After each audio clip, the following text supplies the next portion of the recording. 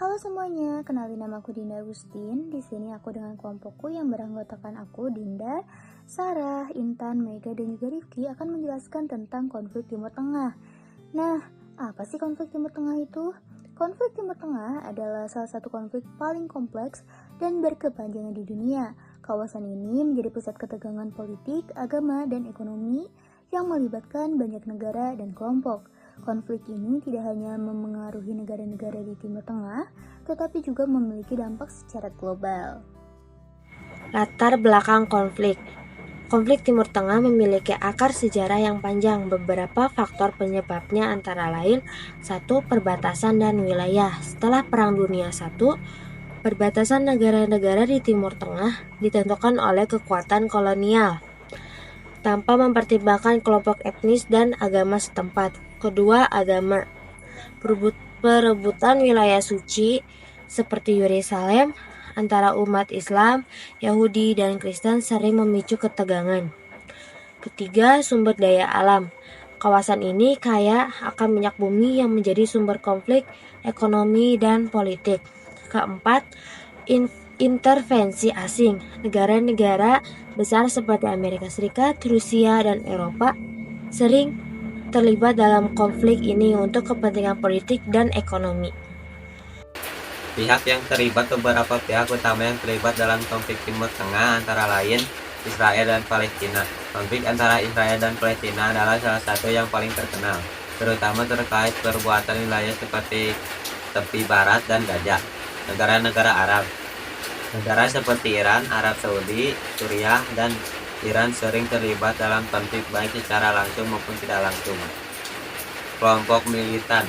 Kelompok seperti Hamas, Hezbollah, dan ISIS juga memakai peran penting dalam memperumit situasi. Negara adidaya, Amerika Serikat dan Rusia sering terlibat sebagai penunduk pihak-pihak tertentu.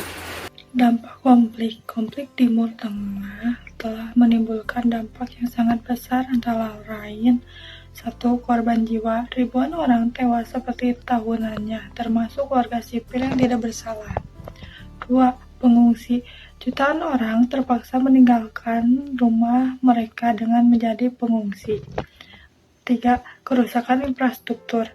Perang menyebabkan hancurnya sekolah, rumah sakit, dan fasilitas umum lainnya. 4. Ketidakstabilan global. Konflik ini mengaruhi harga minyak dunia, keamanan internasional, dan hubungan antar negara.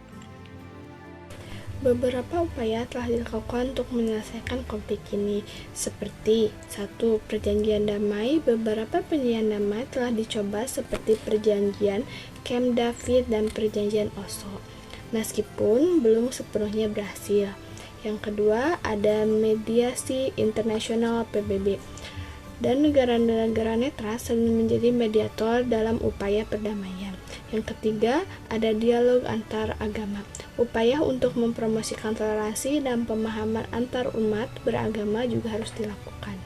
Nah, untuk harapan kedepannya, yaitu konflik Timur Tengah membutuhkan solusi yang komprehensif dan melibatkan semua pihak. Pendidikan, dialog, dan kerjasama internasional adalah kunci untuk menciptakan perdamaian yang berkelanjutan. Sebagai generasi muda, kita bisa berkontribusi dengan menyebarkan kesadaran akan pentingnya perdamaian dan juga toleransi.